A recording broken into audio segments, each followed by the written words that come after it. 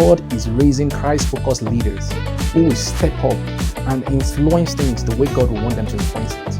People who would build things the previous generation could not build. People who will solve problems that the previous generation could not solve. The question today is, will you be one of them?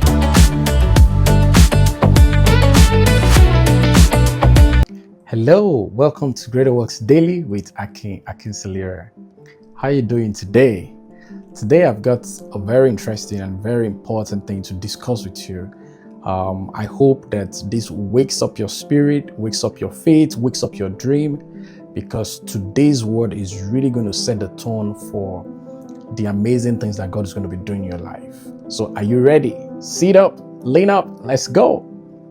Now, I want to talk to you about something that I believe everyone is working really hard to recruit for at this time, and that is leadership. Not the leadership the word talks about, not the loud, the flashy, the celebrity kind of, the title carrying kind of leadership. I'm talking about the kind of leadership that everyone really recognizes, the kind that God anoints, the kind that endures, the kind of leadership that their work lasts, the kind that leaves a generation better than it found it. You know, the world is desperately in need of this kind of leaders. The boardroom is starving for them. Companies are starving for them. Trust me. Companies are starving of this kind of leadership. Communities are crying out for them. Families are aching for them. And I believe with all my heart that God is preparing a generation of believers who will step into rooms the previous generation could not enter. God is raising Christ-focused leaders who will step up and influence things the way God will want them to influence it. People who will build things the previous generation could not build. People who will solve problems that the previous generation could not solve. The question today is, will you be one of them? Will you be one of them? You see, some of us are already showing the potential of the kind of leadership that we are providing. We already demonstrated the kind of leader that we want to be. You know, maybe you're an entrepreneur and right now you have a very small team, you know, but guess what? The small team, the one or two persons that you have, they are studying you. They are not just listening to what you say. They are watching how you handle different things, how you handle pressures, how you treat, you know, cleaning staff, how you respond to, you know, how you respond when things don't work out the way you want, how you talk about the clients when the clients are not in the room, you know, how you talk about other team members when they are not there. You see, you are the leadership curriculum that your team has enrolled for. And I was just lamenting about someone who came to provide service, who came with about 4 young men into the room, and the attitude that these 4 young men brought into the room simply stinks. But guess what? Their attitudes were just directly inherited from their boss, basically. Lackadaisical, no sense of timing, you know, really so sad. So you, in essence, are the leadership curriculum that your team is enrolled in. You are forming the culture every day, whether you mean to or not. Either you intentionally wanted to do it or not, you are forming the culture upon which the framework and the life of your company is being built. You know, you may be looking at the organizational chart as a young professional and saying, I'm not a leader yet, I don't have a team yet, I don't have a title yet. See, leadership has nothing to do with title. Leadership has everything to do with influence. You might not be leading right now from title perspective. However, through the standards you keep, the bars that you set for yourself, the way you carry yourself, how you treat your colleagues, you see, you are already influencing people. It's not about getting promotion first. It's not about getting the title first. It's about being influential.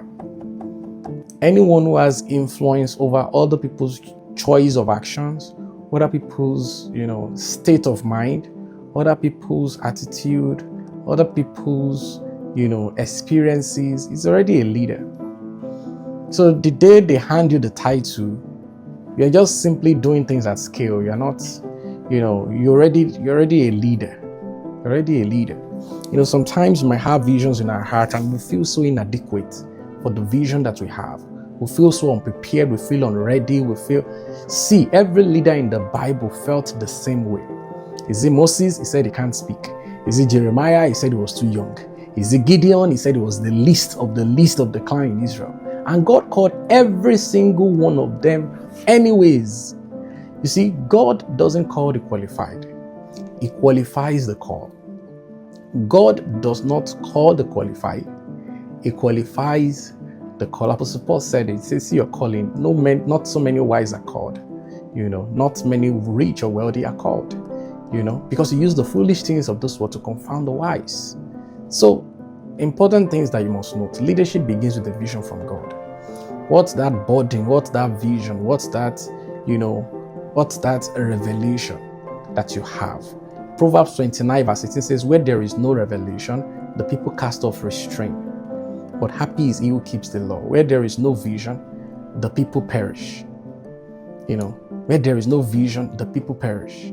So family, leadership, everything begins with vision. You want to be an entrepreneurial leader, you want to be a career leader, you want to be an industry leader, a thought leader, everything starts with a vision. What are you saying that others cannot see? What are you saying that others are not saying? Dr. Miles Monroe, one of the greatest teachers on leadership, once said that the poorest man in the world is not the man without money. It's the man without a vision. So you can be a lottery winner, right? But if you don't have a vision, you become a poor man again. And we've seen that happen over and over and over again. People win lottery, then within few weeks or months, they become poor again after winning several hundred thousands of dollars in lottery. You see, because money without vision wastes itself. The money is going to waste itself without vision. And not only even waste itself, in some cases, even waste the life of the holder of the money, right? So, but you see, where there is vision, even with little money, the vision will attract everything that it needs. So a leader is first a seer. What are you saying? Before you can lead anyone anywhere, you must first see where you are going.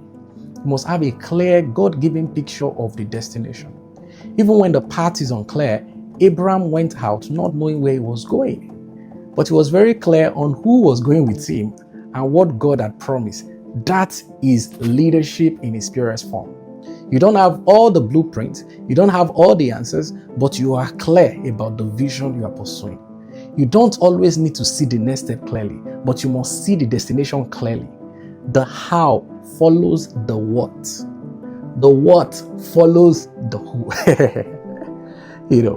So it's very important. The question you want to ask yourself is, what has God shown me?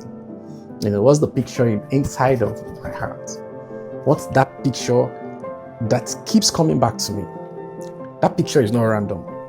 For me over the years, there are certain pictures that no matter what I do, it keeps coming back to me. It keeps coming back to me. And I'm grateful for the privilege to see expressions of those pictures. Now, there are newer pictures that are coming to me now. So that's leadership. The picture is your assignment. God brings assignments per time. He leads us through assignments per time. So as you fulfill one assignment, bigger vision is coming. As you fulfill one, another bigger vision is coming. And the courage to step forward, to step towards it, to move towards that vision, even before you have the resources, the team, the funding, the credentials, that is leadership. You see, God's kind of leadership curriculum is hidden in the small things that you get to do, that you get to communicate to us, on daily basis. Now, there's something fascinating about how God developed leaders. If you remember the story, the parable of the talent, right? The master comes back, says to the faithful servant, well done, good and faithful. You were faithful over a few things. I'll make you ruler of many things. Now, pay attention to the leadership pipeline God uses. It is not you were impressive over many things, so I'll make you ruler. It is you were faithful over a few things, so I'll make you ruler over many. God's promotion pipeline runs through small things. You do small things, you are faithful in small things, you are committed to the small things you are asked to do, and through I'm just doing what nobody else wants to do things, which is very imperative. There are things that people don't want to do. in any organization, nobody wants to go the extra mile. People just want to do the basic things and just go, right? I remember I worked somewhere where when the managing partner needs someone to get things done overnight, he knows he can always count on me. And guess what? Over time, my promotion went ahead of the others. By the time I was leaving, there was a public, address that he made to recognize that, right? So Jesus said in Luke 16 verse 10, he who is faithful in what is least is faithful also in much. So the kind of leadership development program of heaven is not a TED Talk or a podcast. It is the daily, quiet, unglamorous practice of being faithful where you currently are. You want God to give you 100 people to lead, be faithful with the 3 that you have right now. You want God to give you a multinational company, honor the small business in front of you today. You want a global platform, be excellent in the meeting nobody else thinks matters. The next level is hidden in the level you are on right now. Of course, we talked about the fact that, David went ahead to kill Goliath. But you see, beyond killing Goliath, you have to think about David as the same guy at the backside of the desert that was keeping sheep, right? The same guy that went after bear when they tried to attack the sheep. The same guy that went after lion when he tried to attack the sheep. It was with the same passion, with the same skills and the same rigor that he went after Goliath, who was trying to attack the children of Israel. Consistency, small things. Faithful in small, faithful in much. So what are the practical steps or moves that you need to take as we advance this week? 1, lead from where you are right now.